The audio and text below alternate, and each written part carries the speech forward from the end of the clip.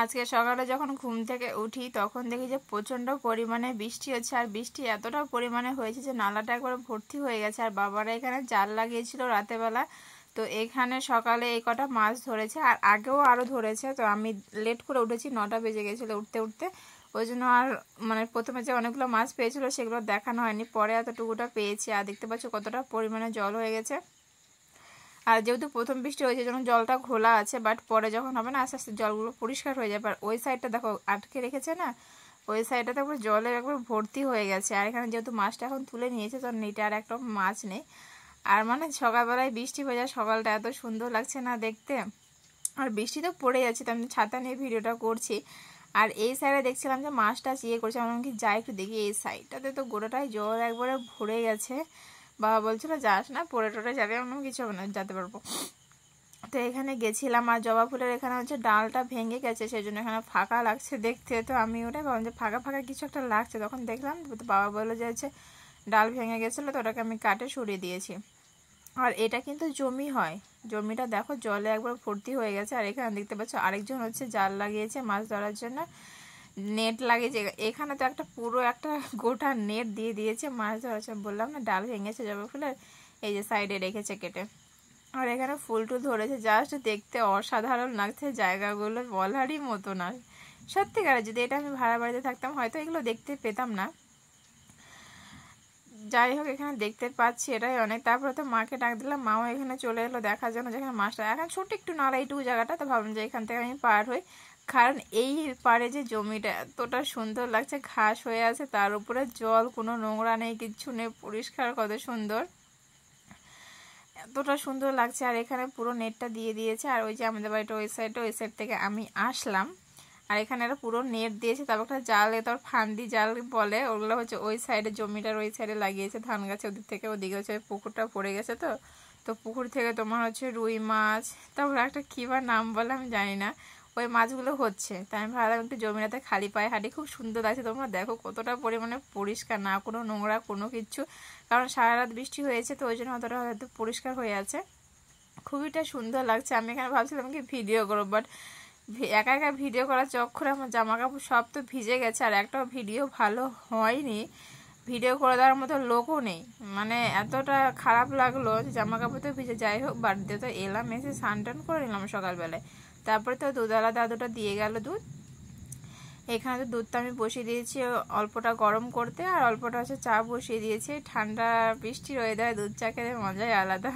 তো আমি এখানে চাটা আছে মিডিয়াম হিটে দিয়ে দিয়েছি, আর খুব সুন্দর লাগছে দেখতে, গাঢ় হয়েছে, সর জমে গেছে উপরে। তো যাই হোক পরে একটু হালকা বৃষ্টিটা কমেছে, তো মা এখানে মাছগুলো বানিয়ে নিচ্ছে।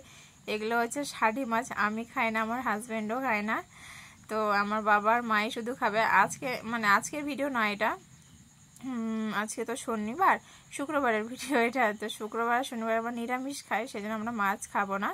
আর বাবাকে দেখছি আবার এসছে, এখানে জলের পরিমাণটা বেড়ে গেছে, সেই জন্য আবার বাবা দড়ি টড়ি দিয়ে বেঁধে আর কেউ যাতে না ভেঙে যায়, কারণ এই সারা বছর 2টা দিনই যা মাছ হবে। তো আমাদের জন্য এখানে আমি খিচুড়ি বানাবো, তার জন্য খিচুড়ির সাথে খাওয়ার জন্য আলু ভেজে নিচ্ছি।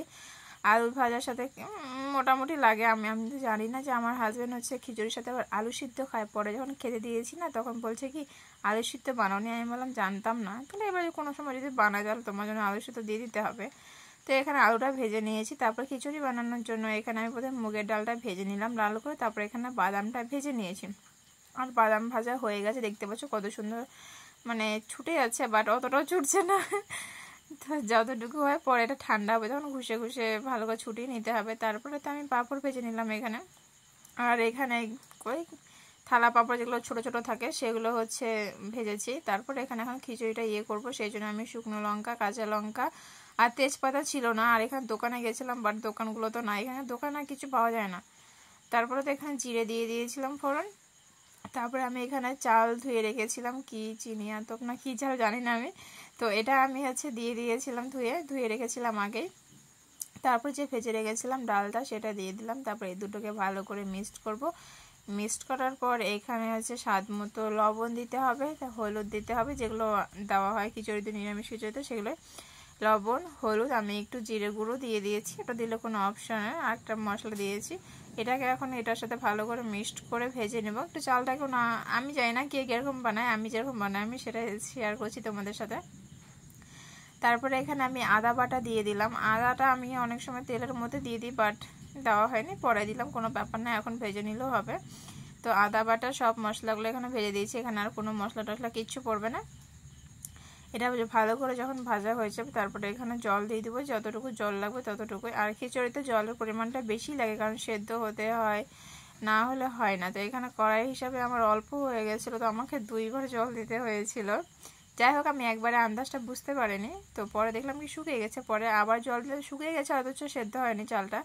তো সেই জন্য আমি দেখতে পাচ্ছি জলের পরিমাণটা অনেকটাই কম দিয়ে দিয়েছি, বুঝতে পারছিলাম না, তাই তারপরে ভেজে রেখেছিলাম যে বাদামটা, ওটা ছুটিয়ে নিয়েছি, বাট সবগুলো ছুটে নিই, তো সেই জন্য আমি ওরকমই দিয়ে দিয়েছি। তারপরে এখানে দেখতে পাচ্ছ প্রায় হওয়ার মুখে হয়ে গেছে, তো আমি এখানে গরম মশলা দিয়ে দিলাম। গরম মশলা দিয়ে একটু যখন ঠান্ডা হলো, আর আমার হাজব্যান্ডের আস্তে আস্তে সন্ধ্যা হয়ে গেছিলো, তো সন্ধ্যার সময় এখানেই খালাম আমি আর আমি একবার খেয়ে নিয়েছিলাম, তারপরে এখানে খেতে বসছিলাম। তারপর যখন ও এসছিল, ঘুগনি চপ নিয়ে এসেছিলো, আর আমি তো এখানে বাড়িতে চা মুড়ি বানিয়েছি, মানে চা আর মুড়ি মাখিয়েছি। তারপর রাতে যখন তরকারুটি খাওয়া হয়ে গেল, বাবা গেছিলো হচ্ছে দেখতে যে মাছ উঠেছে নাকি, তো এখানে একটা বড় একটা শোল মাছ উঠেছিল। তারপরে এগুলো যেগুলো দেখতে পাচ্ছ এগুলো হচ্ছে কই মাছ, এগুলো শোল মাছ, আমরা বাবারা খাই। বাবা ওই যে ওদিকে চলে গেছে, কোথায় গেছে? ও তুমি নামো না, জলে নামো।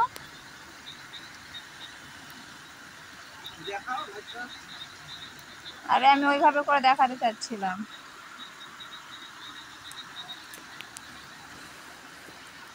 ওইখানে একটা বড় ছাটি ছিল, উঠাই নিতে নাকি, যে উঠাও তো উঠাও, নামিছে যখন যে গ্লাস, ওগুলো পাওয়া যাবে না পরে। ওই যে ওখানে কোনাতে বড়, উঠা উঠা উঠা। এটা কি মাছ হয়? ওটা লাফাচ্ছে যেটা কেবল ঢুকলো।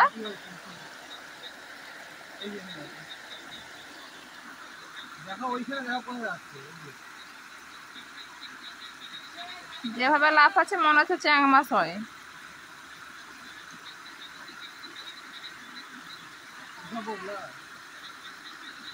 ওটা ওটা ওটা ওটা ওটা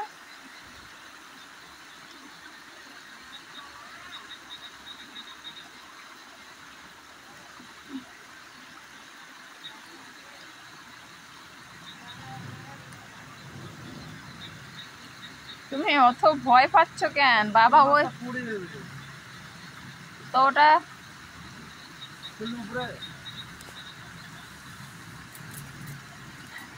কি যে করবো তোমাকে আমি।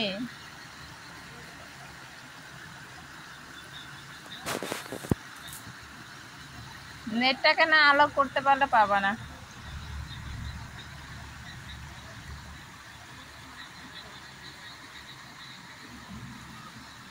তুমি ধরতেই জানো না মাছ। এবার উঠিছে, এই নামে গেল।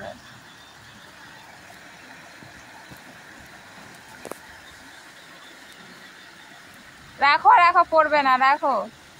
কোথায় গেল দেখতে তো পাচ্ছি না, ছোটটা হয়।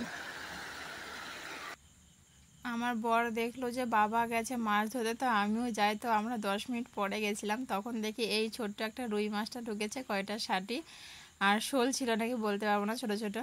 তারপরে তো ওটা যখন ধরে নিয়ে আসলাম, আমার হাজব্যান্ডের মাছ ধরা তো দেখলাই। তারপরে তো এখানে নিয়ে আসে সবগুলো, এখানে হাঁড়িতে অনেকগুলো মাছ রাখা আছে, সেটা আমি সকালে দেখাচ্ছি তোমাদেরকে কতগুলো আছে। তো এখানে মাছগুলো পালিয়ে যাচ্ছে, তো ওটা হাতে আবার কেরি ব্যাগ দিয়ে ধরেছে যাতে না গন্ধ করে হাত, সেই জন্য। তো যাই হোক, তবুও তো ধরেছে, আর বারবার শুধু যাচ্ছে মাছের ওখানে। এটা পরদিন সকালে দেখতেই পাচ্ছ এখানে কতগুলো মাছ, একটা কুচিয়া ছিল, এটা জানি না, খাইনি কোনোদিন, আর ধরতে প্রচণ্ড ভয় লাগছিল।